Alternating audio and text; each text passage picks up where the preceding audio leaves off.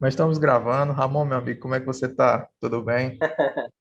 Tudo bem, Jorge? E aí, como é que tá, cara? Tudo tranquilo, né? Apesar do Tudo- apocalipse zumbi que a gente tá vivendo, tudo tranquilo. Apesar desse detalhe de que o mundo está se acabando, tá tudo lindo, tudo tranquilo. Pequeno detalhe, né? Face à humanidade. Ramon, muito obrigado aí por É, ter participado aqui, ter aceitado o convite, participar aqui dessa conversa. Ramon, se você não tá, você aí não conhece, Ramon é meu colega da pós-graduação.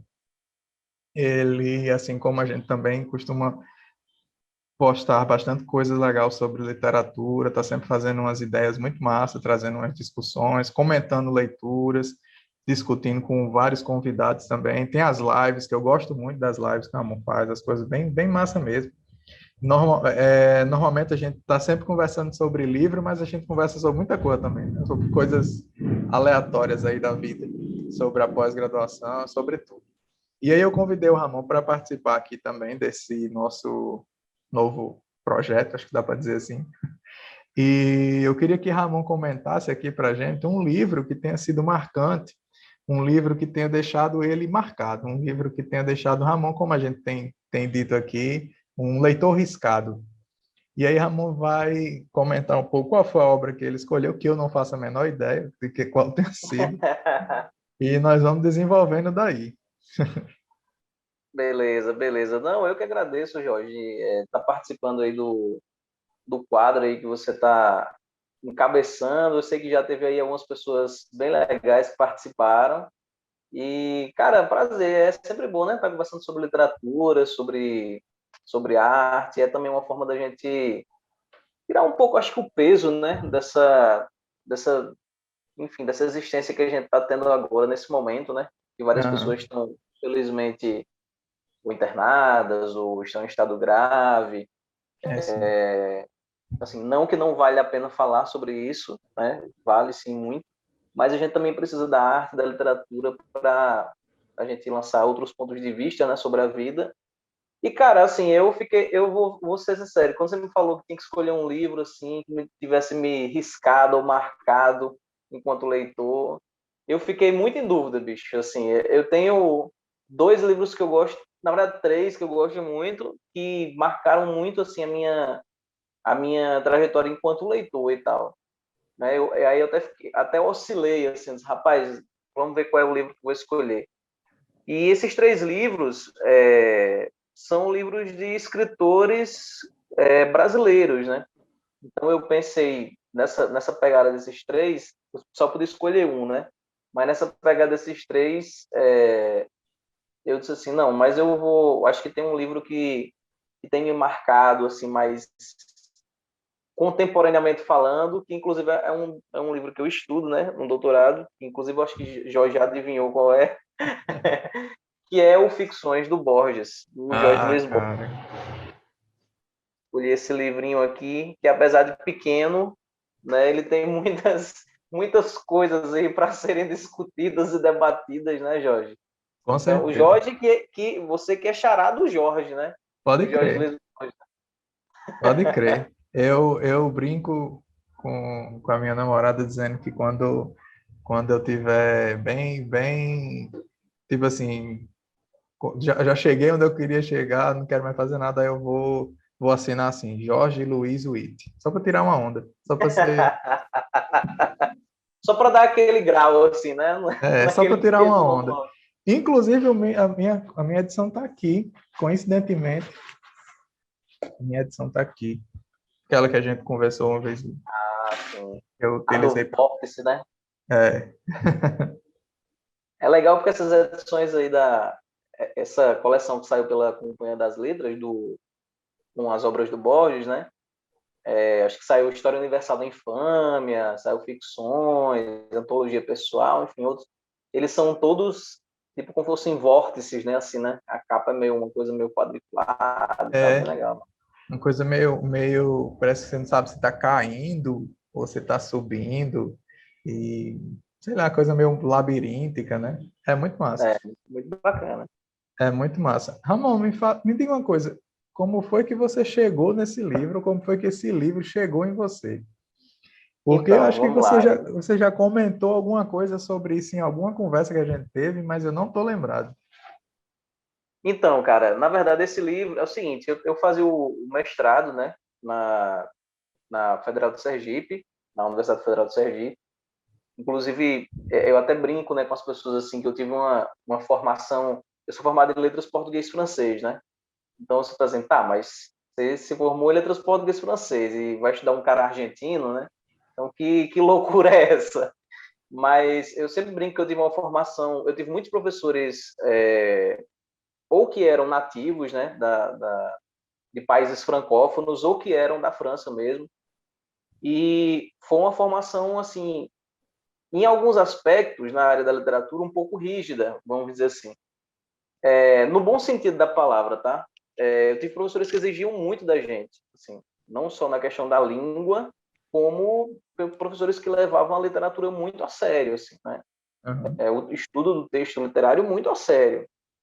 Eu tive um professor, só para fazer esse adendo, antes de começar a falar do Borges, eu tive um professor muito legal, infelizmente ele já faleceu, o professor Dominique, e ele era belga, né? E ele chegava na sala, eu lembro que as provas dele, algumas provas dele eram provas surpresas. Nossa. Então, tipo, ele chegava e dizia assim, ó, é o seguinte, vocês vão aqui trabalhar, estudar e a prova é surpresa. Então, assim, tipo, ninguém sabia qual era o dia da prova, pô. Não tinha uma marcação, a prova vai ser naquele dia e tal. E a gente ficava se pelando de medo, né? Então, toda a aula a gente tinha que prestar muita atenção, tinha que ler todos os textos e tal, e a prova era, assim, tinha uma prova surpresa. Tinha uma prova com a data definida, mas uma das provas era uma prova surpresa. Era uma arguição e tal. Ainda tinha isso, né? Era uma prova oral e tal. Uma E aí eu lembro tensão que danada, né? tensão da porra, cara. E aí eu lembro que, assim, toda essa coisa de...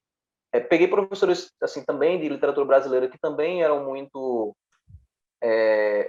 atentos, talvez, ao texto, assim, a coisa do texto e tal, a trabalhar mesmo com texto, né? Eu lembro que tinha um professor também, eu acho que ele chegou a ser professor da UFRN também, o professor Afonso Fávero, e Não conheço. ele... Cara, ele era um professor assim que as aulas dele eram maravilhosas, porque ele trabalhava com texto mesmo, ele pegava o texto e lia e esmiuçava o texto ali. Aí depois sim, aí ele dava uma referência mais teórica e tal, ó, isso aqui vocês podem procurar, não sei o quê. Então, assim, essa coisa do texto, de ter esse trabalho com texto, sempre me chamou muita atenção. No mestrado, aí eu conheci uma colega que era da área de literatura hispano-americana, e a gente se encontrou um dia assim na biblioteca e tal, e ela estava com os livros do Cortázar e do Borges para ler e tal. E aí ela fazia graduação, eu estava no mestrado, e tal, ela falou, cara, eu estou pegando os livros aqui. Eu falei, ah, mas você vai estar para alguma prova? Eu falei assim, não, esses livros aqui que eu estou pegando é porque eu estou apaixonada pelo fantástico na América Latina e tal, não sei o quê. E até então, minha formação foi toda em francês, né? Em literatura francesa e tal. Então, Nouveau Parnasse, realismo, tal, Art Nouveau, aí você vai estudando tudo isso. E aí eu fiquei assim, poxa, aí isso me bateu uma coisa assim na cabeça, pô, eu conheço muito pouco dos escritores latino-americanos, né? Brasileiros tudo bem, porque também minha formação passa por isso, mas latino-americanos, argentinos, chilenos, uruguaios, enfim, eu conheço pouco. E aí, como ela estava com essas duas referências, né, que era o Cortázar e o Borges, aí eu falei assim, tá, me diga aí um livro que você me indica aí desses caras aí que eu vou ler e tal. Ela falou, ó, do Cortázar você lê a história de Cronópios, tal, não sei o quê, e do Borges tem o livro que é o mais famoso dele, que é o Ficções. Eu não comecei o Borges pelo Ficções, por incrível que pareça. O livro estava esgotado. E aí, quando eu, assim, na biblioteca, os exemplares estavam esgotados, né? E o livro que eu peguei foi o Livro de Areia. Eu comecei o Borges pelo Livro de Areia. Olha que Aham. coisa, foi um começo bem borgiano, né? O Porque o livro Livro de de Areia, areia já é um bem mais tardio, né? Se eu não me engano. exatamente, se eu não me engano, é o último livro de contos dele, é o Livro de Areia. Aham. Então, já começou meio borgiano, né? Começa do É. final para entender o início, né? O que faz todo sentido, né? Se tratando de quem está se tratando, faz todo sentido. Pois é, aí eu fiquei alucinado. Aí o professor falou assim, cara, você tá lendo Borges pra quê? Eu falei, cara, eu não consigo parar de ler o Borges, assim, muito bom e tal.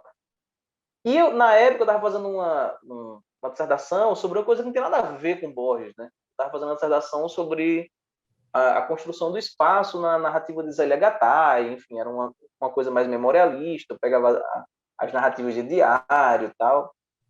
E aí eu me apaixonei pela obra do Borges, né? Borges foi como se fosse assim um respiro, né, do trabalho, vamos dizer assim, oficial Foi, da dissertação. Aí você podia, tipo assim, continuar lendo, continuar absorvendo um autor interessante, mas, tipo assim, desobrigatório, né, sem ser desautorizado, nada que você tivesse que fazer, tá fazendo porque queria mesmo.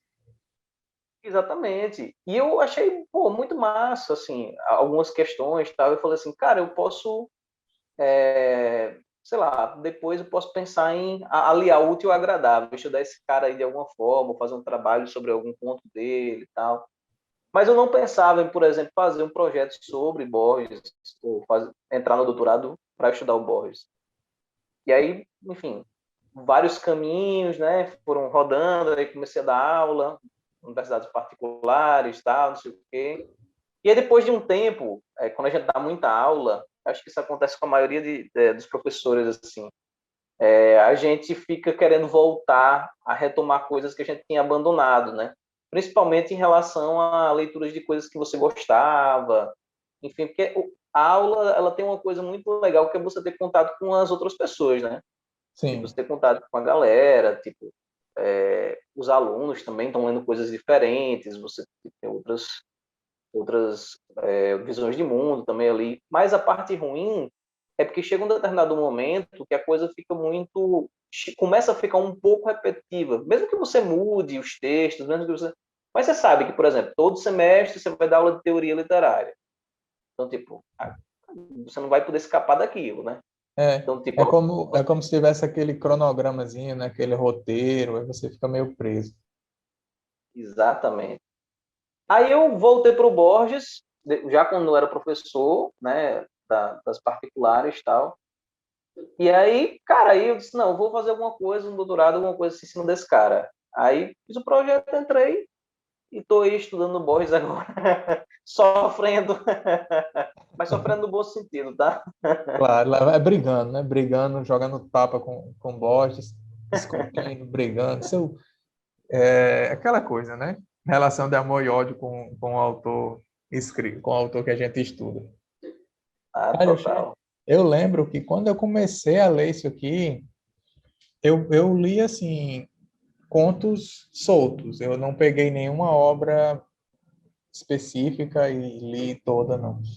A primeira que eu fiz isso foi com ficções.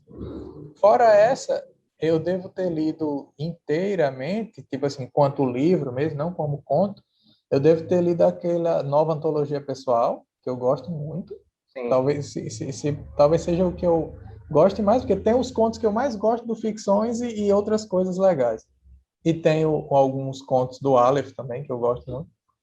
E aí tem algumas poesias, é bem interessante. Eu peguei também aquele Nove Ensaios Dantescos e outra coisa. É Nove Ensaios Dantescos e outra coisa. Acho que é a Memória de Shakespeare. Que eu li alguns contos, eu não li todo esse aí. Ficou faltando alguma coisa, porque foi justamente na época que eu inventei de tentar ler a Divina Comédia, e aí tive que parar, ainda não pude retomar, mas está lá, paradinha. Eu disse, não, só vou ler os ensaios de Borges quando eu ler a Divina Comédia.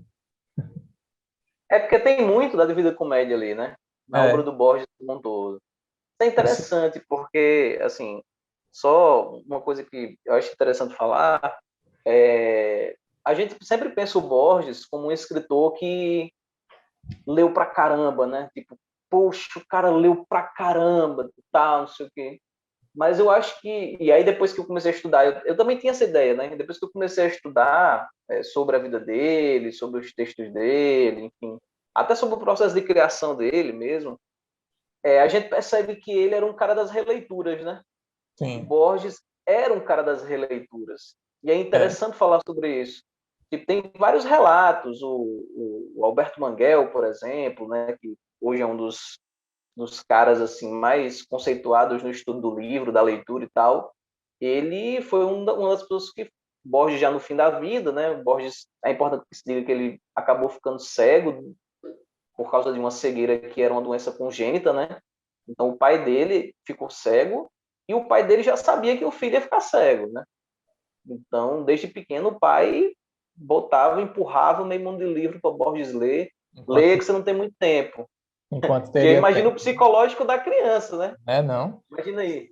Eu não sei como eu não sei como ele não criou uma aversão aos livros por causa disso. Tipo, sei lá, essa tipo assim, incentivo insistente, meio que talvez poderia ter tido o efeito reverso, né? Era bem É, possível. não, com Poderia ter tido um certeza. efeito reverso e aí já era Borges. É muito assim, tem uma linha de escritores que passaram por isso, né? Com esse problema da visão. Joyce também, James Joyce também teve isso. O último livro dele, o Finnegan's Wake, que eu tinha um amigo meu que brincava muito dizendo que James Joyce não leu Finnegan's Wake. Ninguém leu aquele livro. Harold Bloom fala que é a melhor obra dele, mas é mentira. Ele não leu Finnegan's Wake. Ninguém leu Finnegan's Wake. Finnegan's Wake é um hoax, é um fake.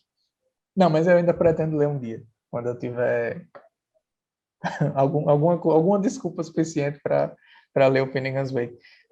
Esse livro ele escreveu mais ou menos num contexto parecido, foi com a ajuda do Beckett, do Samuel Beckett, porque ele estava tipo assim já bem debilitado e não enxergava mais e Aí ele você imagine um livro, né, do James Joyce com a ajuda do Beckett, né? né Só não, para jogar essa pontada aí. né não, porra.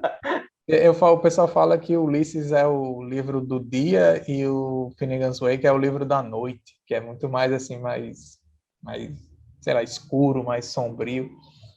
E aí eu gosto porque tem todo esse contexto, eu fico imaginando o contexto dos caras, tipo, escrevendo aí uma das obras mais importantes. Eu sei que quem gosta muito dessas coisas é Priscila, né? Pri Leitora, lá do Instagram, ela gosta dessas fofocazinhas literárias.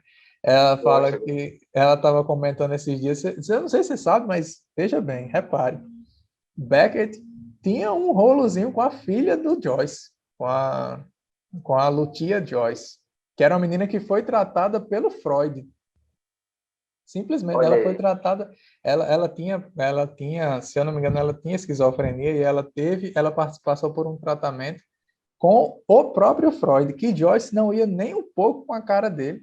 Ele tirava muita onda com Freud, dizendo que era o Freud e Jung era o Tweedledee, Tweedledum de Viena, que era os caras lá do Alice no País das Maravilhas, porque eles eram pirados, né? Então, tipo, é muita loucura, né? Muito massa. Fofocas literárias envolvendo a Não, produção de Finnegan's Wake. essas fofocas são maravilhosas, né? Por exemplo, tem uma fofoca do. Você falou de Joyce, né? O Borges era leitor de Joyce também, né? Inclusive, se eu não me engano, o Borges foi um dos primeiros escritores a traduzir o Joyce na América Latina. Oh, que massa, não sabia. Eles tinham eles tinham uma revista, quer dizer, eles não, vamos dar nomes, né, às pessoas. A Silvina Ocampo e a sua irmã Vitória Ocampo, elas, enfim, criaram uma revista aí no início da década de 30. E aí a gente tem que pensar que a década de 30 foi uma época bem emblemática, né, para a literatura latino-americana, porque a gente teve a coisa do realismo mágico, né, que surgiu com força total. Então, o interesse das pessoas em consumir coisas da América Latina, consumir a literatura latino-americana, cresceu nesse período, né? No Brasil, a gente teve o neorrealismo, né? Aí a gente tem aí o Graciliano Ramos, enfim, nomes importantes, Guimarães Rosa, né? Enfim, e aí elas criaram uma revista, é engraçado essa coisa, elas criaram uma revista do próprio bolso, tipo, tirando dinheiro do próprio bolso mesmo, né? Porque tipo, não tinha ninguém que quisesse ou que tivesse essa ideia de financiar uma revista para falar só de literatura, né? Uhum. E de outras artes também. Então elas tiravam do próprio bolso, cara, e fundaram uma revista chamada Sur. E aí, nessa revista, por exemplo, a gente teve a inserção de muitos autores da língua inglesa, até inclusive autores norte-americanos, né, que eram pouco lidos aqui na América Latina e que vieram à tona. Por exemplo, o Borges escreve o prefácio do Bartleby, do Herman Massa. Melville, né? Massa. O Borges traduz um conto do Joyce nessa revista. O Borges traduz 2 ou são 3 contos da Virginia Woolf. Oh, que Então, massa. assim, era uma galera que quem tinha acesso à Europa, né, quem podia viajar e conhecer as edições na língua original era massa. Agora, quem não tinha... Importado, né? Eles meio que faziam uma importação cultural, né? Assim, trazia para cá, para o Exatamente. pessoal poder conhecer. E isso é muito massa, porque isso tem um valor da porra, né? Tipo assim, um efeito danado de você criar toda essa possibilidade das pessoas conhecerem através da tradução, do comentário. Eu sei Ah, é. que a Silvina Ocampo era bem assim, ela tá meio que tendo alguma visibilidade agora, né? Por aqui, ela não tem tanto. Eu sou, por exemplo, eu pessoalmente só tive contato com o nome dela via Borges. Não sabia de onde ela vinha nem nada. Eu sei que ela está naquela antologia, né? Ficou famosa com a um Bioy Casares, que inclusive tem um texto do Joyce. E pronto, eu só tive. Se não me engano, tem uma publicação dela agora que saiu recentemente na Companhia das Letras, mas nada muito assim expressivo de ter muito espaço, talvez, né? Sim, é uma coisa, até um tema que numa disciplina que eu fiz aí com a Regina, que é minha orientadora, até falei para ela, eu falei, professora, sabe uma coisa assim, seria foda alguém fazer um estudo sobre as mulheres fantásticas, né, na América Latina. Porque a gente tem muito estudo sobre os escritores, né, homens e tal. E a gente teve algumas escritoras muito boas, assim, da literatura fantástica, ou que flertaram com a literatura fantástica, né? Então, aí a gente tem um exemplo, por exemplo, de uma escritora argentina contemporânea, hoje, né, atualmente, aí no período que a gente está vivendo, que foi a Mariana Henriques, né? Mariana Henriques, ela agora está sendo bem vendida no Brasil, em outros países da América Latina. Ela lançou Este é o Mar, né? Que é uma coletânea que é uma novela, se não me engano, ou é uma coletânea de contos, parece. Mas tem um livro mais famoso dela, né? As Coisas que Perdemos no Fogo, que também fez muito sucesso pela da Argentina. Tipo, ela se inspirou nessa galera. Essa Mas daí, se a gente for pegar... esse título eu já conheço, mas eu nunca li. Não, é muito legal, muito legal. E ela traz uns temas, ela pega o fantástico, essa pegada fantástica, mas trazendo temas mais próximos da realidade que a gente vive, por exemplo. Tem um conto dela que ela fala sobre a questão do feminicídio. Só que ela traz uma questão do fantástico para falar sobre isso, sabe? Então, assim, sobre a questão da internet. Então, ela traz a questão do fantástico. Então, isso é legal, né? Porque ela pega as ideias daquele tempo, né? Do tempo que a gente está vivendo, e pega essa forma do fantástico para falar sobre. E a Silvina, eu acho que a Silvina, tocando no gancho que você deu aí, que eu acho bem legal, a Silvina, ela é uma escritora, assim, muito boa. O grande problema, talvez, é que a gente teve na América Latina nomes que se destacaram muito, né? E isso, querendo ou não, acabou colocando outros nomes à sombra, né? Sim. Então, por exemplo, a gente, se você fala fantástico na Argentina, você lembra logo de quem? Cortázar, Borges, lembra um pouco ali do Juan Rulfo, mas o Juan Rulfo seria mais um realismo mágico, um negócio assim, no México, né? Você lembra do Juan Carlos Onetti no Chile? Beleza, ok. Né? E fica por De isso mesmo, longe, né? Os caras assim, tomam uma Carlos proporção. Fuentes. Então assim, aí o que acontece? Outros nomes, eles são menos estudados, né? E também por questões de preconceito, que a gente sabe que infelizmente ainda existe isso, né? A questão do espaço das autoras no cenário literário e tal. Sim, é verdade. E aí, é, Ramon, sobre o Ficções, inclusive, fica o comentário aqui que Ramon já fez mini cursos e tal sobre o Borges, especificamente sobre o Ficções. Eu estava lá, foi muito massa. Foi muito massa. E me diga uma coisa, quando se trata de um livro de contos, assim, no seu caso, você imagina, não que isso tenha, assim, alguma relevância para a impressão que o livro entrega para você, mas tipo, só por curiosidade, quando você olha um livro assim que se trata de contos, eu pessoalmente tenho uma certa dificuldade de enxergar o livro como uma unidade, entende? Então, Sim. tipo, eu olho aqui e eu penso, às vezes eu pego e vou para tal conto porque é o conto que eu gosto mais. Não tem aquela passar pelo livro inteiro. E isso acontece com você. Tem algum aqui que lhe marca de uma forma diferente do que outro? Cara, eu sempre gosto de falar isso para os alunos, né? Porque às vezes a gente pega um livro de contos e a gente tem duas formas de ler esse livro de contos. Ou você lê esse livro paulatinamente, ou seja, você vai pegando um conto um dia, aí no outro dia você pega outro conto, aí no outro dia você pega outro e tal. E vai mais assim pela história dos contos, pelo que os contos estão contando, ou você entende esse livro como um projeto, né? Um projeto, seja ele temático, seja ele estético, né? Todos os contos têm a mesma forma, ou formas parecidas, enfim.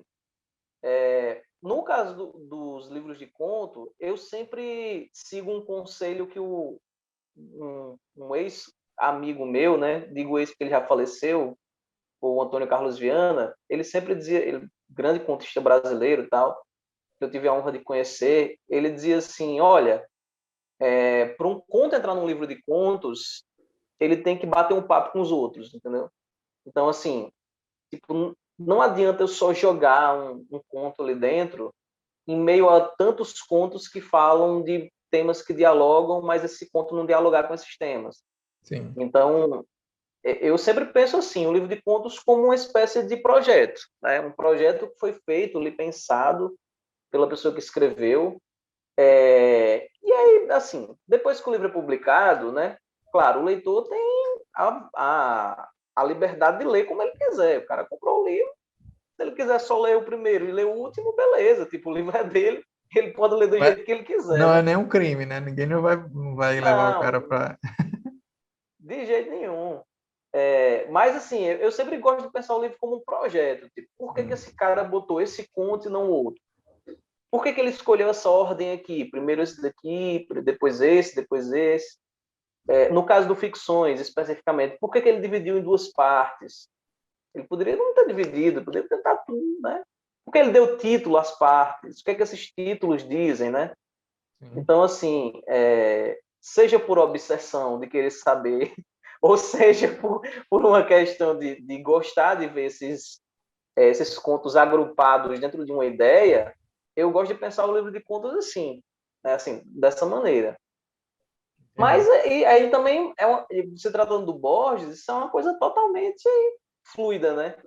Porque o Borges ele tem uma grande diferença em relação aos outros contistas do século XX, que é importante se dizer, e ele trabalha em todos os livros dele, ele trabalha numa perspectiva circular do desenvolvimento do livro, né? Aham. Então, é aquele livro que ele começa com um enigma ou indagação sobre alguma coisa, aquilo vai se desenvolvendo, né? E aí, quando chega nos últimos contos, né, ou nos últimos ensaios e tudo mais, ao invés de você fechar a questão em cima daquilo que está sendo desenvolvido, os últimos contos ou os últimos ensaios dos livros dele sempre fazem o contrário, fazem com que você saia com ainda mais questionamentos e retorne ao ponto de partida, né? Então, tem essa coisa circular, né? De você estar sempre... Parece que você está rodando, rodando, não sai do lugar, né? Então, Inclusive, esse é... curiosamente, o Finnegan's Wake, que a gente estava comentando, ele é interessante porque ele tem exatamente essa proposta. Que se você pegar, isso é oficial, se você pegar o livro, assim, literalmente abrir em qualquer página, qualquer linha, de qualquer momento, e começar a ler, você vai avançando, avançando, avançando, vai chegar um ponto que você vai chegar na última página, e aí você inicia, volta para o início e continua lendo até o ponto onde você começou, e daí você terá lido o livro. E é interessante porque ele começa com a palavra em minúscula, letra minúscula, no meio de uma frase, River Run, aí pá, começa. E essa frase ela está encaixada na última frase, que volta e reinicia o ciclo e você pode literalmente pegar ele de qualquer ponto que vai dar certo. Eu acho isso muito genial e muito. É porque uma coisa não anula a outra, mas, tipo, é muito pretensioso, mas ao mesmo tempo E é muito muito difícil, genial. né? E muito E muito difícil. difícil, né? Muitíssimo difícil.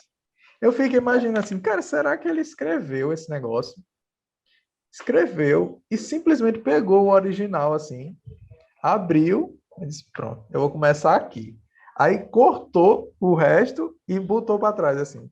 Pronto, tá aí o livro. É porque eu quero dar uma dificultadazinha e vou fazer desse jeito. E ficou por Sim, vou isso dar mesmo. só uma dificultada, né? Assim, quem tiver tomando um vinho ou tomando uma cachaça, por favor, não lê esse livro, porque é É por contraindicado. aí.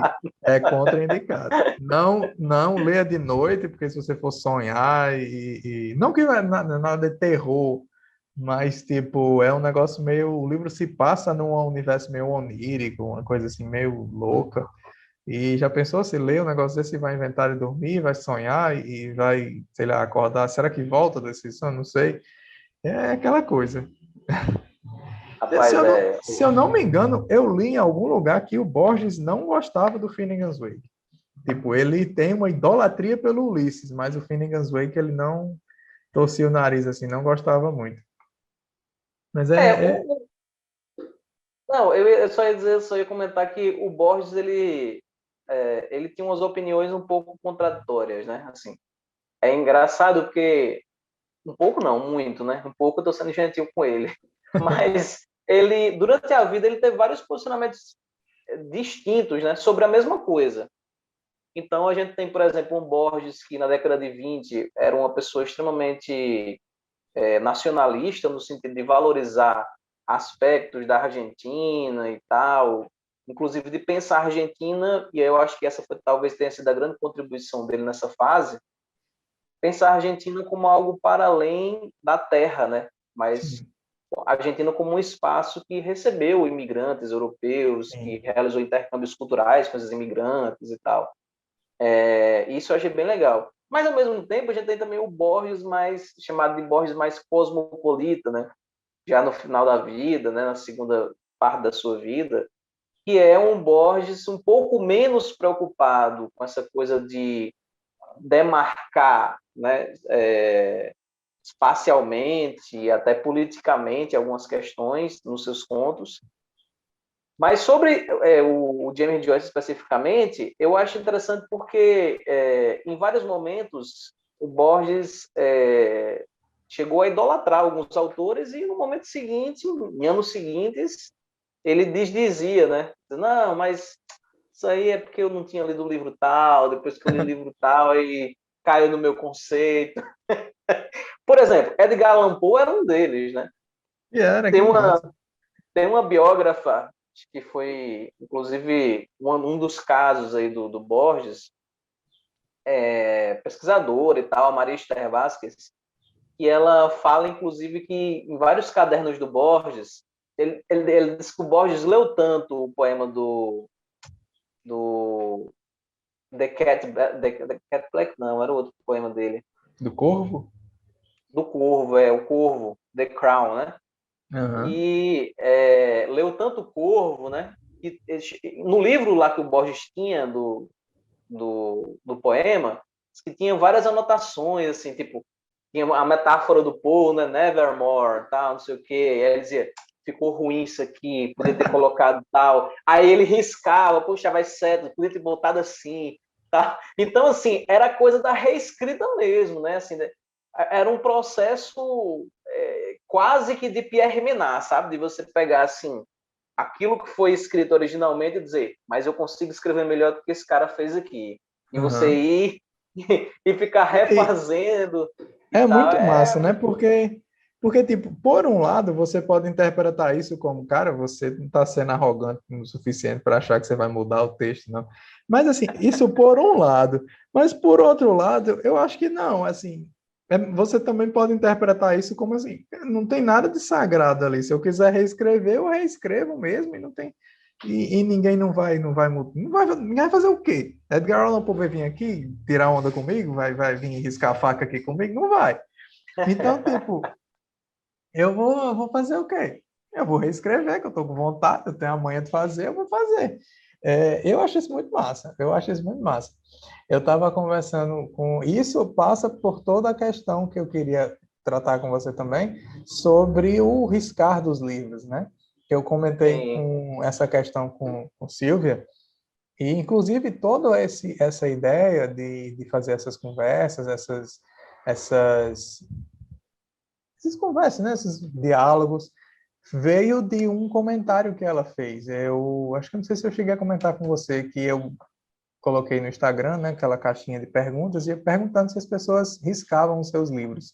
E aí ela falou que sim, que ela riscava, porque ela própria não saía ilesa da leitura, o livro também não haveria de sair. E daí veio essa ideia de juntar alguns leitores riscados para comentar um pouco. Como é que funciona com você, Ramon? Você também não tem pena, não, né? Risca tudo que tiver que ser riscado e vamos que vamos. Rapaz, eu risco. Eu não tenho eu respeito assim quem não risca e tal. Eu acho que depois que o leitor compra o livro, ele faz o que ele quiser. Se quiser botar lá na privada, botar dentro d'água, é triste, mas assim, o livro é dele, né? Então assim, Pois é, ele faz o que ele faz o que ele quiser. Eu particularmente, eu risco, eu gosto de riscar.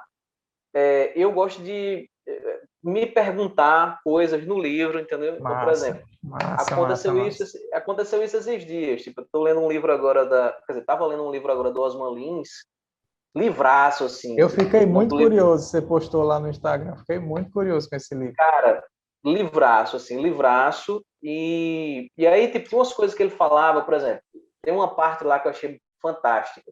Que ele falava sobre o poeta Anaximandro de Mileto. E aí eu falei assim, pô, Anaximandro de Mileto, não conheço esse cara. Aí eu, pá, dei uma bugada lá, né, Anaximandro de Mileto e tal.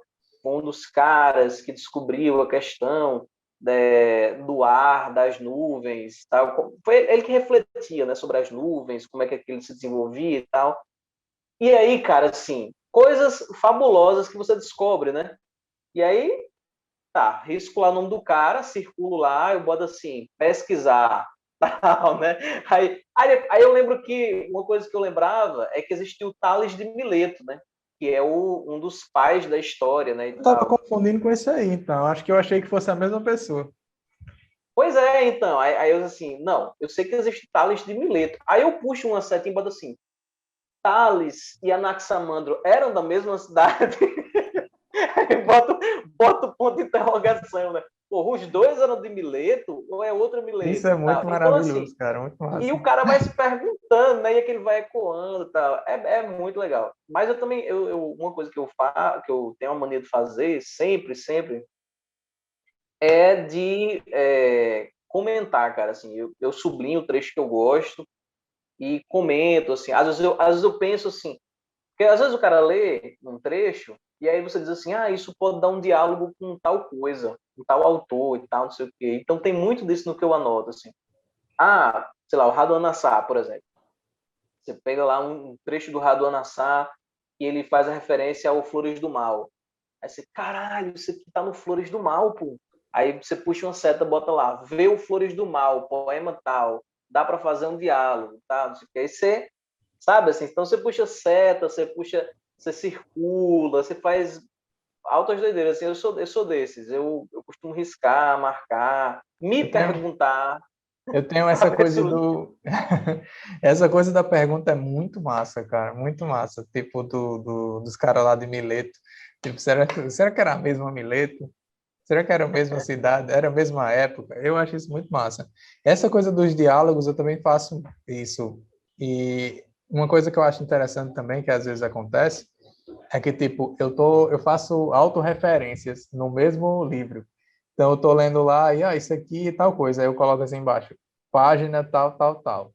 E se eu voltar para tal página, aí tem página tal, tal, tal. Tipo, as duas páginas para que eu saiba que elas duas estão em diálogo de alguma forma. E aí eu escrevo nos cantinhos nos cantos da página, né? Vou pegar algum riscado aqui, mas acho que não tem não, tá aqui. Aí, tipo, você tem assim, dá para ver, será? As coisas no canto aqui. Aí quando não dá, aí eu vou e boto um post-it, alguma coisa assim. Já para... É, esse livro que eu tenho aqui, que é a versão do Ficções em espanhol, né? Ficciones. Ele tem umas coisas assim, tem uns contos que tá cheio de post-it, anotação. Massa. Massa Então, mesmo, assim, pode crer. às vezes eu dou uma resumida, às vezes eu anoto assim no canto da página, dá Aham. para ver bem aí. Então, Dá assim, sim. embaixo, né? Então tem essa coisa, assim. E o que eu acho mais bizarro, assim, no sentido mágico da coisa, é que nos contos do Borges, a caneta é muito gasta, viu? Porque é muita referência, né, Jorge? Pode crer. E eu acho que eu me lembro de uma coisa que uma vez explodiu minha cabeça, assim, que eu estava lendo Borges. Eu não lembro se foi no conto O Imortal. É o Imortal ou é Os Imortais? O Imortal. O O Imortal. Imortal, né? E aí eu acho que foi nesse conto. Não vou lhe dizer de certeza, mas provavelmente foi nesse. Que você está lendo lá e o livro tem aquela atmosfera muito incrível de Indiana Jones, praticamente. E aí você tá, não, porque o manuscrito foi encontrado por não sei quem, que foi traduzido, a Ilíada e não sei o quê, e a rainha tal, que não... Aí do nada tem uma nota de rodapé, que você vai olhar o que é que tem na nota de rodapé, e tem lá, não, o manuscrito estava rasurado aqui. Aí um detalhe, né, uma besteirinha, uma besteira, tipo, aquilo ali eu achei tão fascinante, porque olha o nível da besteira. É literalmente só isso. Ele só disse isso, que o manuscrito estava rasurado. Mas isso dá um grau de credibilidade tão legal, é tão assim, tipo, dá um grau de realismo tão mais agudo, que eu acho... Você fica pensando, cara, será que... Não teve manuscrito. Não, ou será que... Sabe? É muito legal isso, muito massa. Não, o Borges ele tinha uma coisa que era. Humberto Eco chama isso de. Humberto Eco tem um texto que é muito interessante sobre o Borges, que se chama Ironia Intertextual. Ironia Intertextual não, Ironia Intertextual é o conceito. Tem um texto que é Borges e a minha angústia da influência. E nesse texto, Borges e a minha angústia da influência, ele fala sobre como Borges influenciou a obra dele, do Humberto Eco, né? E aí ele fala que a coisa que ele mais achava interessante no Borges, que talvez seja a coisa que até hoje muitos leitores acham a coisa mais interessante na escrita dele, é o fenômeno que ele cria da ironia intertextual. O que é isso? É você trazer um texto que, por vezes, é conhecido, né? Então você pega, por exemplo, o conto Pierre Menard, que a gente já falou aqui, né? Pierre Menard, autor do Quixote. Então, esse Quixote é o Dom Quixote, né? Ele está falando de um texto que a gente já conhece, que é o Dom Quixote. E você bota um personagem que tem o objetivo de escrever um Dom Quixote melhor do que o Dom Quixote, né? E aí você traz o texto original, né, como um intertexto para ser ironizado, né, pelo Aham. personagem. Então, tipo, que nada, esse Don Quixote aqui, olha aqui como ele é ruinzinho, porque é assim, assim, eu vou escrever o melhor, E é né? idêntico. E, e Isso é é idêntico, né? maravilhoso. E no final a gente sabe que ele escreve algo idêntico, né? Agora, aí uma coisa que, só para pegar esse gancho que você falou, essa coisa da nota de rodapé tem muito isso, né? Então, às vezes, você está lendo lá o conto do Borges e aí tem uma nota de rodapé. Aí o cara cita lá o René Descartes, por exemplo. Ah, eu li o René Descartes, não sei o quê. Aí abre uma nota de rodapé.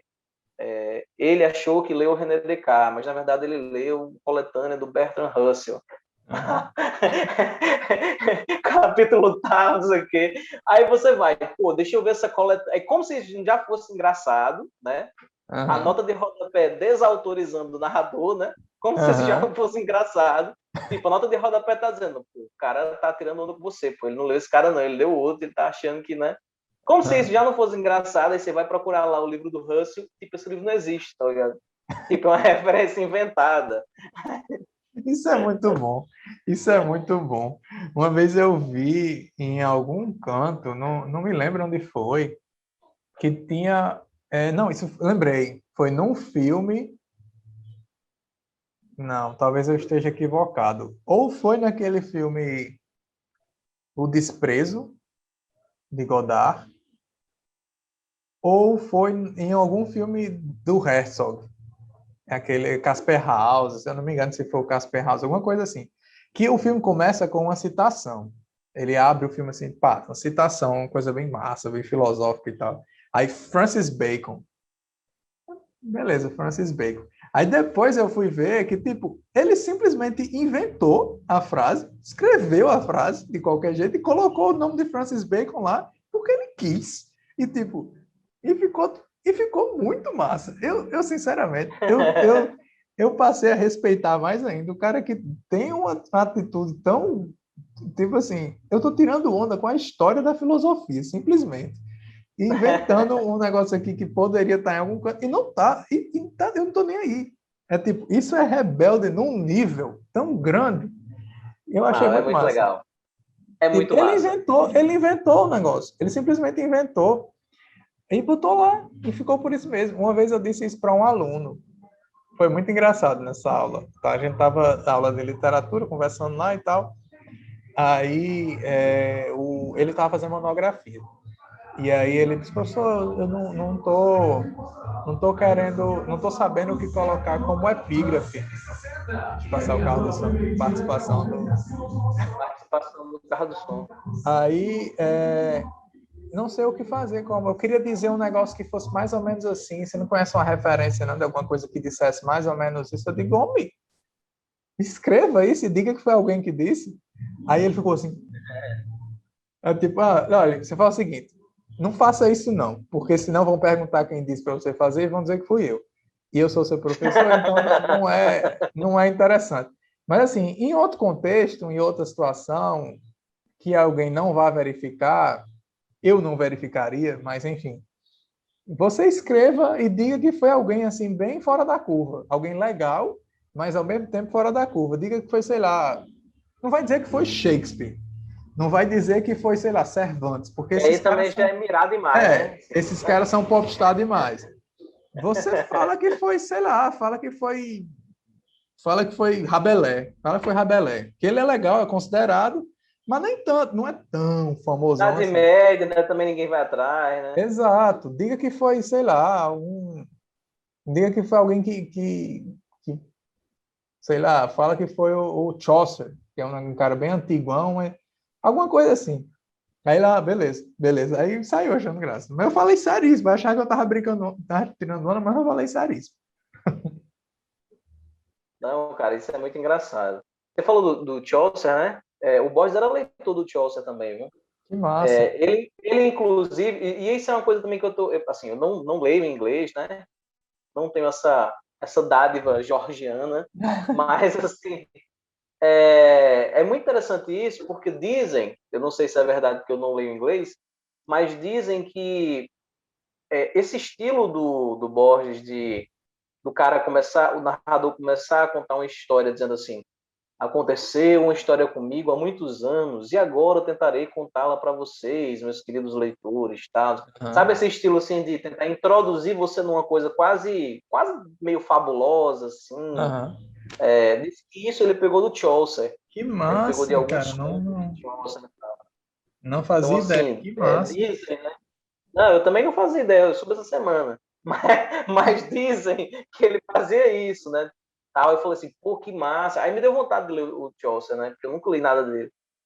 Mas, então, o Borges, na verdade, ele é quase um Pierre né? Ele vai ali, ele pega um autor, ele relê aquele autor à exaustão, aí ele pega um autor C, uma autora C, D, relê a exaustão, e tenta pegar o que há de melhor em cada um ali e construindo uma narrativa que ele acredita, né?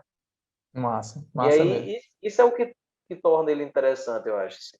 Eu acho isso, tipo assim, como eu falei, ao mesmo tempo em que você demanda uma integridade intelectual muito grande para fazer isso, você também não pode excluir o fato de que isso é extremamente brincalhão. É tipo, é rebelde, é desproposital, tipo, é natural até. É a forma como ele funcionava. O modelo de raciocínio dele funcionava desse jeito, por isso que é original, por isso que é legal, por isso que faz sucesso, por isso que é autêntico. Eu falei, conversando com o Silvio, a gente chegou nesse ponto da autenticidade, E eu acho que o Borges é um cara incrível para você tratar da ideia de autenticidade, justamente pela intertextualidade violenta que tem na obra dele, inclusive criativa, que o próprio cara vai lá e inventa o negócio. E fica por isso É porque mesmo. ele acaba sendo autêntico, não sendo autêntico, né? Exato. Essa é a parte mais interessante, né? Tipo, o que é que você quer da Exatamente. sua vida? Cara, se você perguntar para qualquer escritor assim, o que é que você quer para suas narrativas? Os caras dizem assim, eu quero ser autêntico sem ser autêntico. A primeira coisa que vão dizer é você tá sem juízo, né? Tome um chá de Se boldo, oriente. reflita sobre a vida, se oriente, que isso aí é impossível, né? Não dá para fazer, é um Aí, paradoxo. não é exato, pronto, você tocou num ponto assim chave, né? O Borges, ele era um grande admirador, e aí você já sabe disso que a gente já até comentou no mini curso, de um cara, de um filósofo grego chamado Zenão de Eleia. Zenão de Eleia, da cidade de Eleia, né? Ele era um cara que tentava mostrar como essa perspectiva de progressão, né, do tempo, do espaço e da nossa vida como uma linha, né, como algo linear e tal, né, na existência, como isso era paradoxal, porque se tudo se desenvolve, tudo está em movimento, como é que a gente vai andar numa linha espaço-temporal linear, né? Uhum. Numa perspectiva linear. Então, ele, para fazer isso, ele tinha que mostrar o quanto há de paradoxo na vida, né? E aí ele começou a refletir, né? Alguns filósofos refletem através de aforismos, outros, como Parmênides, por exemplo, né? Refletiam através da poesia. E aí a gente está falando aqui dos pré-socráticos, né? Então ele, como pré-socrático, começou a refletir através do paradoxo. Ele escolheu a forma do paradoxo para Massa, poder exemplificar massa. como É a muito vida era massa isso. complexa, né? Como a vida não era. E o Borges era um admirador dos paradoxos, né? Então, você falou uma coisa que eu achei massa, tipo, ele conseguiu ser autêntico não sendo autêntico. O que isso quer dizer? Ele conseguiu imprimir um estilo pegando coisas de estilos de vários outros escritores, né? Sim. É Fazendo uma algo que salada maluca. É algo que a gente vê assim de forma muito espaçada. Isso acontece muito na música, isso acontece muito no cinema, mas na literatura, sem sombra de dúvida, acho que talvez o Borges seja o cara mais assim, mais de uma amplitude maior nesse sentido, porque é muito massa o que esse cara faz. É muito legal. Sim, não é verdade. Tá Pois bom, cara, é, eu queria Sim, diga, pode falar. Não, eu ia só complementar dizendo assim que o Borges ele entrou durante algum tempo ele entrou no limbo, né? Por causa de posições que ele assumiu em vida, enfim. E aí a gente pode até depois comentar sobre isso. Mas posições políticas que inclusive fizeram ele, que era um dos grandes cotados a receber o prêmio Nobel, né? Na época, não ganhar, por exemplo, né? Que ele Então, ficou, também ficou existe essa questão, né? extremamente ressentido, né, com isso. Exatamente. Durante todo o resto da vida dele. Eu imagino a briga, tipo assim, a treta que foi na cabeça dele para tipo, se manter nas opiniões que se manteve e mesmo assim ver que tipo assim, a onda do momento não abraçou aquilo, né? Não foi, tipo assim, foi uma escolha fora da curva, foi uma escorregada dele. Ele ter reconhecido isso é que deve ter sido a treta, se é que reconheceu, né? Tipo assim, talvez na consciência dele ter dado aquela balançada para um lado e para o outro, não sei se refletiu a respeito, se tinha certeza que estava certo, mas assim, deve ter sido um momento bem tretoso da cabeça dele, como todo momento decisivo de você tomar posicionamentos que tem a ver com política e opinião e tudo. Não, total. Total. Sim, aí, Ramon, eu queria que você comentasse um pouco sobre. A gente conversou sobre alguns. A gente fez. Você que está assistindo, quiser ver mais uma conversa sobre essa questão, a gente fez uma live especificamente sobre o ficções há um tempo atrás. A gente tem que repetir essa dose depois sobre outras coisas, outros livros. E a gente Vamos comentou sim. também sobre o ficções, especificamente sobre o ficções. E aí eu queria perguntar a você se é uma pergunta meio assim, não é aleatório, mas tipo é algo Tipo, se você tem algum favoritinho aqui, algum queridinho entre. São quantos contos, hein, Ramon? Cara, se eu não me engano, são 16 contos. Se eu não me engano, posso estar enganado. Sim, é mais ou menos isso mesmo. São 16 contos, se eu não me engano. Acho que são E, exatamente 16, estava olhando aqui agora. esse livro ele é dividido em duas partes, né? Tem a parte chamada Artifícios, que é a segunda parte, e tem a primeira parte, que é O Jardim das Veredas que se bifurcam, né? E, na minha Inclusive, opinião, é um dos títulos mais massa que tem. Pô, é muito massa. não, concordo, É muito concordo, bonito esse título. concordo plenamente com você. E outra coisa, né? Também é o nome de um dos contos, né? Assim, Sim. o nome da primeira parte é esse, e o nome de um dos contos, né, da primeira parte também é esse. Mas, cara, você perguntou sobre um específico. Eu não sei. Você sabe que eu, quando comecei a ler o Ficções, eu tinha um conto que eu gostava muito, que era o Pierre Menard, né, que a gente já falou aqui Sim. bastante. Mas aí, depois que eu comecei a reler, e aí tem a coisa da releitura, né? Eu não sei, eu fiquei cada vez mais Acho que é curioso, quando né? Sim, Funes. Porque Não, foi só, acho que Nunes, o meu comecei uma falhada, mas já tá voltando. uma travadinha. Foi. Voltou, acho que tá tudo certo. Pronto, vou repetir então, porque aí.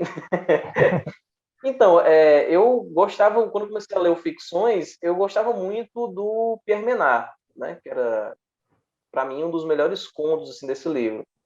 Mas eu confesso que quando eu comecei a reler, eu fiquei muito encantado pelo Funes. Tem um conto chamado Funes, o Memorioso, que também é um contaço, assim. É maravilhoso. Pô, Funes E é para muito mim, massa. hoje, cara, para mim hoje, Jorge, ele é um dos contos do livro assim que mais ganhou força, sabe? Em relação às minhas releituras e tal. Dá para Porque dizer que esse foi o conto conto, que mais te marcou, então. sim, sim, é o que mais ecoa ainda assim dos outros. Claro que todos têm um peso assim importante, mas esse é o que ecoa assim ainda hoje de forma mais forte assim em mim, né? Uhum. Porque É, esse conto ele tem, eu acho que no mínimo, tá? Porque aí, claro, tem outras pessoas que têm outras leituras, mas ele tem no mínimo umas 4 dimensões assim de significado, sabe? Então, isso aí eu acho uma coisa assim difícil de fazer, né, em primeiro lugar. Em segundo lugar, apesar de ser difícil, o conto não é chato, que isso é também interessante, né? Às vezes o cara faz uma coisa muito difícil para mostrar que sabe fazer uma coisa muito difícil e o enredo se torna chato, né? aham, Porque existe uma preocupação ali mais com a forma do sim. que com a história, né? Então, assim, é muito difícil, não é chato e é um conto que ele abre muitas camadas de significação, né? É um conto que fala sobre memória, mas também fala sobre o que queremos deixar da nossa vida, né, enquanto lembrança para outras pessoas. É um conto que fala sobre as dualidades, né, entre uma memória do campo e uma memória da cidade. Como é que pensa e como é que se relaciona um sujeito do campo, e como é que pensa e se relaciona um sujeito da cidade. E como muitas vezes a memória de um se sobrepõe à de outro, né, especificamente, o que a gente mais vê. Uma memória da cidade se sobrepõe à memória do campo, fazendo com que essa memória do campo morra ou desapareça. Massa. Enfim, tem várias significações. Então, para mim, esse hoje do Ficções é o ponto que me chama mais a atenção, assim, que eu tenho mais um xodó, assim, é esse daí. Mas, Tem assim, tem outro ponto que eu gosto muito, só para Sim, sim. fechar, que é o Três Versões do Judas. Eu Pô, acho esse massa. ponto também muito massa. Ele vai mostrando diferentes perspectivas sobre Judas, né? Sobre a história de Judas. Isso eu acho bem legal, assim. A forma como ele constrói os argumentos eu acho muito legal. Massa. Uma coisa que eu reparo que com certeza acontece com você também é que, tipo assim, quando a gente chega nesse momento que é todo um processo e que não é de um dia para o outro, e que você chega ao ponto de dizer que esse conto é o que lhe chama mais atenção, ele já passou por muita coisa até chegar aí. Tipo assim, ele já passou por situações fora do próprio conto, ele já passou por situações, sei lá, talvez da escrita da sua tese, por exemplo, ele já passou por situações de ler enquanto alguma coisa do lado de fora estava acontecendo, e por causa dessa coisa, esse livro também ficou com um sentido mais ampliado e tudo. E o que acontece comigo, por exemplo, é que você falou alguns aspectos, assim, tipo a questão da memória, a questão da relação do homem e do campo com a cidade, a questão toda essa ideia do conto ter várias leituras e várias propostas e perspectivas. E, tipo assim, normalmente eu observo que isso é quase, não é exatamente isso, mas é quase como se fosse um reconhecimento de padrão. Então, tipo, você viu esses aspectos nesse conto, portanto, o conto lhe chamou a atenção. E eu tenho certeza que essas mesmas coisinhas já apareceram em outros contos que também te marcaram, em outras narrativas, outras coisas que também foram marcantes. Aí eu acho massa porque é exatamente essa a ideia, sabe? É a pessoa dizer aquele conto e, tipo assim, entende o que eu estou dizendo? Tipo, quando você fala sobre o conto, você está falando sobre você, sobre a sua história em volta do conto. Isso, cara, é sem sombra de dúvida uma das coisas que mais me interessa em termos de... Eu acho muito massa você falando assim, e você percebe que, uma relação com não sei o quê, que não sei o quê, e isso é o que mais me interessa na conversa, assim, mesmo, sobre livros, sobre literatura. Não, total, cara. E assim, tem uma coisa que é legal, que é o seguinte, né? O primeiro, acho que qualquer leitor, né? O contato que ele tem com o livro, com a história, ou com, sei lá, uma poesia e tal, é sempre um primeiro contato de afeto, né? Assim, sempre tem um primeiro contato de afeto. Depois, se você vai analisar, ou se você vai, sei lá, indicar para alguém, ou se você vai ser chamado para conversar sobre isso, isso aí são consequências, mas tipo, sempre o primeiro contato é de afeto, né? Sim. Tem um filósofo alemão que, feliz ou infelizmente, eu estudei na graduação, que é um filósofo idealista chamado Friedrich Hegel, né? Que é o Hegel, que ele dizia isso, na verdade, essa ideia é dele, né? Na verdade, essa percepção é dele, né? Ele dizia assim, olha, toda obra de arte ela tem um conceito, né? Ela tem uma forma, ela tem algo que nos motiva a discutir sobre, né? Agora, a primeira coisa que sempre acontece é que a obra de arte sempre entra na percepção através do sentido, né? Então, tipo, sempre primeiro é o sentido, entendeu? Sempre primeiro é a coisa da subjetividade e tal. Depois aquela subjetividade vai se transformando numa ideia, e aquela ideia depois vai ser condensada em um tipo de pensamento, tá? Então, assim, é sempre assim, tem esses processos, né? Então, Tem sempre é alguma, pela subjetividade, sempre. tem alguma coisa que você se lembra especificamente que liga o Funes a essa experiência de sentidos, de afeto, que esteja, tipo assim, além do Funes, por exemplo? Cara, eu vou te dizer, eu gostei muito do Funes enquanto personagem, porque o Funes ele traz a coisa da memória oral que é muito própria de quem mora no interior, né? Eu vi minha vida toda no interior, então assim, o Funes ele é um garoto, né? O Irineu Funes no conto é um garoto que ele tem uma memória prodigiosa, quer dizer, ele acaba adquirindo essa memória prodigiosa, né? Mas ele mora num local em que tudo se dá através da oralidade, né? Então, as coisas que ele escuta, ele reproduz, a observação do tempo é uma observação que não é o tempo do relógio, é uma observação de um tempo da natureza, sabe? Então, assim, isso eu sempre achei muito legal. Eu tive a oportunidade de dar aula numa escola fazenda, aí partindo também dessas experiências de campo, né? E uma vez eu estava numa aula de campo lá do pessoal eu não sei se era do pessoal da agroecologia, alguma coisa assim, o pessoal de um curso desse meio ambiente, alguma coisa assim. E aí um cara, um senhor que ajudava lá na agrofloresta, ele falou assim, olha, para plantar não é preciso só saber a questão técnica, teórica, de quais sais utilizar, de quantas horas na sombra a árvore tem que ter, se é uma árvore de sombra, se é uma árvore... Ele, para plantar, a gente também tem que sentir a terra. Ele dizia isso, né? Aí ele dizia, toda a minha vida, ele dizendo isso pra gente, toda a minha vida eu senti a terra antes de plantar. Então eu já sei onde ficam as veias da terra. Porra, que massa. Caralho, quando ele falou isso, eu fiquei assim, porra, isso dá... E aí é interessante que nesse dia eu ia passar até uma atividade para os meninos sobre... escreva uma crônica sobre por que vocês decidiram escolher esse curso e tal, não sei o que, estava trabalhando com crônica.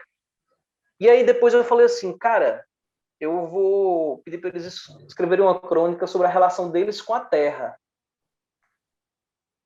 Né? Porque isso me chamou a atenção, tá? Então, na hora, lá na aula de campo, eu mudei, assim, de Massa mesmo. coisa, assim. Pensei, cara, isso é tão mais importante, sabe, assim, saber a experiência deles com a terra. Exato, exatamente. E aí eu fiquei nessa e tal. Então, o Funes, ele me traz um pouco isso, esse sentimento de resgate, talvez, ou de identificação, né? Com esse lado mais do interior que eu sempre tive, né? De morar no interior, de acordar de madrugada e tá chovendo e o céu tá vermelho, rubi, assim, tanta chuva. Porra. Você ficar observando, Aí é entendeu? outro, é um nível de experiência muito mais intenso, muito massa mesmo. Pois Esse é. céu vermelho é marcante. Pois é, cara. Então é isso. Acho que o Funes me fisgou também nesse sentido, né? E uma coisa que é muito triste também, né? Que o Funes, enfim, já dando um spoilerzinho, né? Mas o Funes morre, né? O Funes representa uma memória do sujeito do interior que é engolido, né?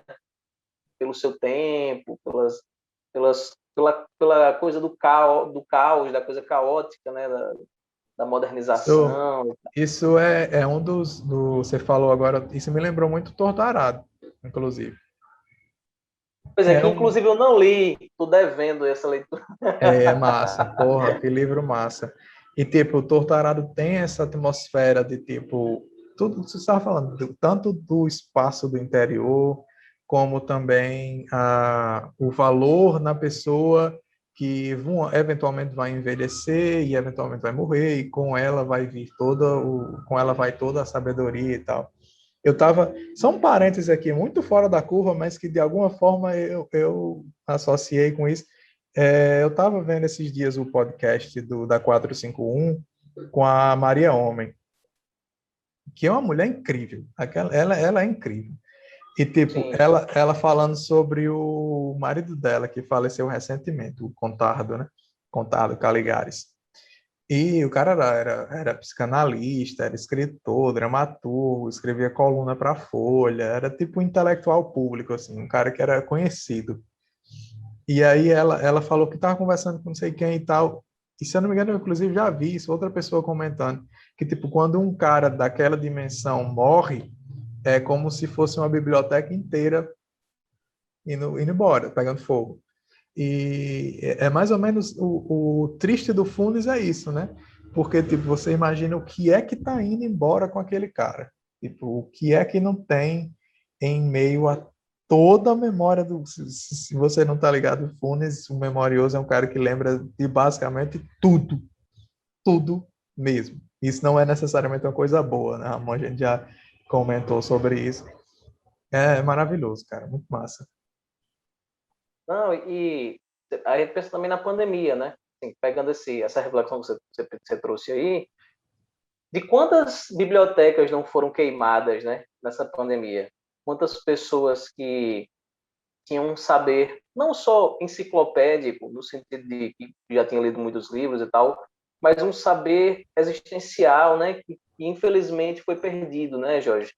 E nos aproximamos de 500 mil pessoas, né, que Tragédia, né? falecidas. Isso é um nível de tragédia que ninguém sabe lidar, não. É outro nível. Porra. Você imagina a quantidade de valor que não foi embora aí, né? A quantidade de histórias. Quantidade de histórias e mais histórias e mais histórias. E com as histórias, os valores e as e toda a sabedoria. É muito Sim, as massa. heranças culturais, né? De avós, de avós, enfim, Fora, tios, tias. fora uma coisa que a gente não tem nem tempo de refletir muito a respeito, mas fora o efeito, não só em quem fica, mas tipo assim, o efeito na memória coletiva de quem está aqui, né? Tipo, Sim, imagina que você de hoje em diante assim, imagina que vamos fantasiar aqui, pronto, passou, ponto final na pandemia, acabou, de fato, imaginando, refletindo. Cara, não acabou não, tá ligado? Tipo, não acabou. O mundo segue com essa farpazinha ali na memória, tipo, não dá para tirar, não dá. Vai, eventualmente, espero pelo menos, que eventualmente a coisa tome uma proporção, assim, tome um controle e acabe se dissolvendo no tempo, que é o que eu acredito que provavelmente vai acontecer. Mas a farpa na memória para invocar o Funes aí não não dá. Eu lembro que ainda falando sobre o Funes, eu lembro que a gente uma vez conversou sobre a cena dele no escuro. Cara, sim. aquilo é, porra, quando eu caiu a ficha de por que ele estava no escuro. Que massa. E é triste, é triste, é bonito, é corriqueiro. No conto, isso nem é tematizado no conto, nem vira um assunto. É só porque tá ali, sabe? É um detalhezinho que eu acho muito massa. Fundo estava ali no escuro. Pô, eu achei isso muito massa. E tem umas coisas assim na obra poética do Borges também, e aí saindo um pouco do conto, que tem a ver com o que você está falando, mas saindo um pouco do conto e pegando esse viés do Borges, né? Pouca gente também sabe, mas o Borges foi poeta, né? E eu acho que muito do que o Borges aprendeu em relação à precisão da frase, sabe? Assim, de você, por exemplo, tem um conto, eu não lembro se é no Pierre Menal, se é no Tlon, o que borra os tétios, em que, acho que é no Tlon, o que borra os tétios. Na segunda parte, o cara vai dizer que tem um matemático lá que ele morre, e aí depois que esse matemático morre, ele lança a seguinte frase, né? Padeceu de irrealidade. Ponto. Né? Padeceu de irrealidade. Então, assim, tem umas coisas que o Borges faz, umas construções verbais assim que ele utiliza, que nitidamente são muito poéticas, apesar de estarem ali num texto em prosa, e que são muito objetivas, né? E isso tem muito a ver com toda essa trajetória que ele percorreu na poesia. Não só criando cenas muito poéticas, como essa de Funes, por exemplo, você colocar um cara que lembra de tudo, mas que está num quarto escuro, né? E aí você tem a coisa da dimensão da percepção apagada, né, para ele não sofrer mais. Então, Hum. veja, ele não diz nada disso, né? Ele Mas diz que está o cara está lá, no né? quarto escuro, mas está lá na cena que ele constrói, entendeu? E Então, assim, tipo, ele diz não dizendo. Isso é uma exato. coisa, assim, Isso é fabulosa. maravilhoso. Esse dizer não dizendo é o melhor de tudo. É tipo, pô, eu não quero. Precisa dizer que o cara tá no escuro porque ele não quer lembrar das coisas, porque ele não consegue não lembrar, que é coisa demais para a cabeça dele. Ele tá ali, você sabe o que é. Você sabe o que é. Isso é o mais fascinante. Pô, muito massa Isso mesmo. aí é um êxtase, Pode crer, é um pode êxtase crer, literário. pode crer. Pode crer, muito massa, Ramon, muito massa de verdade. Eu fico muitíssimo satisfeito com a conversa da gente. E, tipo, eu fiz essa conversa, esse momento com Silvia, e, tipo, o percurso que fez ela chegar à consciência de que O Estrangeiro era um livro que tinha deixado ela arriscada, tinha deixado ela marcada, foi maravilhoso. E se repete com a mesma intensidade, tipo, conversando com você, o percurso que leva até entender, tipo assim, a construção do sentido que é o que Funes representa para você, porque assim, veja, o Funes e o Borges, como e qualquer autor e qualquer literatura, ela só, literalmente, ela só existe no instante em que o cara lê. Isso é um fato, é uma questão lógica. Se você não tem alguém para ler aquele livro, ele simplesmente não existe. Ele não existe. Então, tipo assim, quando você coloca essa perspectiva como norte, você percebe que a leitura que a pessoa que tem ali um CPF, que tem uma história, que veio de um lugar e está indo para outro, quando você coloca o livro dentro desse rio aí, para citar a metáfora querida do Borges do Rio, tipo, aí o livro vira o livro, entendeu? Aí vira o que interessa, vira o que interessa. Tipo, a Borges, milhões de pessoas leram, mas tipo assim, sabendo que o processo que você fez é muito massa, é muito interessante, é muito legal, muito empolgante, sabe? E eu mais uma vez agradeço demais a sua presença, a sua participação, a conversa. Sempre massa que a gente conversa, sempre massa, sempre legal. E eu quero, já encaminhando aqui para o final da nossa conversa, só para, além de agradecer, dizer que tipo, para mim, o sentido do Funes é mais ou menos isso. É mais ou menos isso. E, tipo, é justamente nessa troca que a gente percebe, entende, ou pelo menos cria um entendimento, cria um sentido, que pode ser diferente de outras pessoas. E aí, para a gente já caminhar aqui para a finalização do Leitores Riscados, com a participação de Ramon, eu queria que só você desse um apanhado geral aí, amarrando esse leitor riscado que você se tornou depois da leitura do Borges, se você quiser especificar no Funes, ou se você quiser deixar uma coisa mais geral, só para a gente dar esse nó. Pronto, beleza. Eu acho que o nó, quem dá na cabeça da gente são as leituras, né? Como você bem falou. Eu queria agradecer também, Jorge, demais, assim. É isso, eu acho que o bate-papo sobre a arte é o que faz a arte se potencializar, na verdade, né? Tem muita coisa sobre o que é a crítica, né? As pessoas falam assim, mas o que é a crítica literária, né? Como a crítica se fundamenta, como ela funciona e tal. Mas a crítica, os comentários sobre a obra, os bate-papos, os diálogos, eles potencializam a obra, né? Sim. Então, assim, é uma forma de a obra estar sempre viva, né? Dentro da sociedade, dentro da gente. Então, eu queria agradecer pelo convite e respondendo a sua pergunta aí, tentando ser bem sucinto, né? Eu acho que o Ficções ele foi um livro que me riscou de uma certa forma, porque existe ali no livro um projeto, né? Uma ideia que eu acho muito bacana de como as, entre aspas, ficções ou de como as narrativas que a gente tem na nossa realidade constroem a nossa percepção sobre o real, né? Então, como determinados discursos, como embates de discursos ou como crenças que a gente tem ancoradas em algum discurso ou narrativa, elas fundamentam o que a gente considera que seja realidade, né?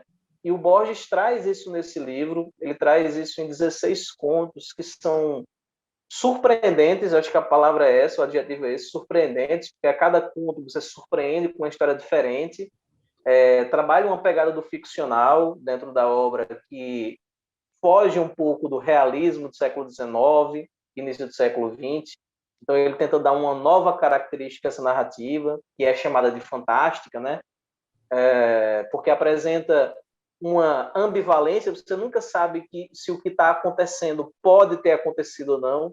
Então você fica nessa dúvida constante. Isso é o que torna a obra assim fenomenal. Além, claro, de estar falando de um lugar que digamos assim, o continente periférico, né? Ou foi considerado o continente periférico durante muito tempo, que é a Olha, América Latina, né?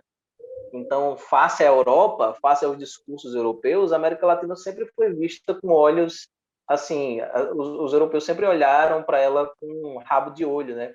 De relances. E ele está falando de assim como Machado, assim como outros escritores no Brasil também, falavam de um olhar, de um local periférico face ao discurso europeu. E ele fez isso de uma forma que se tornou uma referência para a própria Europa, né? pode Para crer. os Isso próprios é autores incrível. europeus. Então, isso eu acho fabuloso. Mas eu acho que é isso, Jorge. Mais uma vez agradecer. Leiam Cara, ficções, tá? Assim, Borges, eu não digo para você gostar do Borges, porque o Borges, o Borges pessoa é muito problemático. Então, não gostem de Borges, mas leiam as obras de Borges, porque elas têm algumas discussões que são muito boas, né? O massa, Borges massa. você pode odiar do jeito que você quiser. Massa, massa mesmo. Massa, muito massa, Ramon. Muito massa mesmo. E, cara, essa perspectiva de pensar o Borges como é até estranho, porque a gente tem uma certa dificuldade de cair a ficha de que o Borges é um latino-americano, né?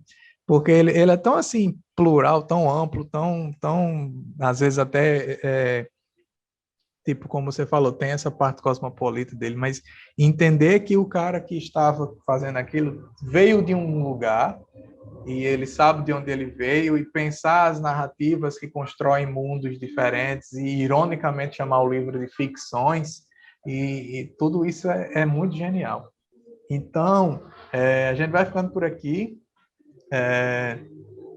Ramon, muito massa, sempre bem-vindo, sempre está, o convite está sempre aberto para a gente fazer outro, inclusive outros momentos como esse, porque eu tenho absoluta certeza que não foi esse o único livro que teve esses processos interessantes na sua vida Não, e não.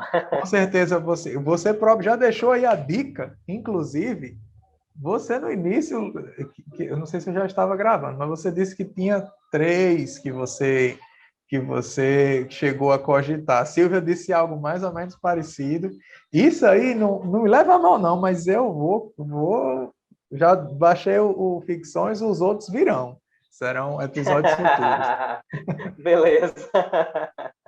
Eu que agradeço, Jorge. Mais uma vez, obrigado aí pelo papo, pela conversa. E estamos aí. Quando você Valeu, quiser, a gente marca. valeu. Até mais, amor. Valeu, Jorge.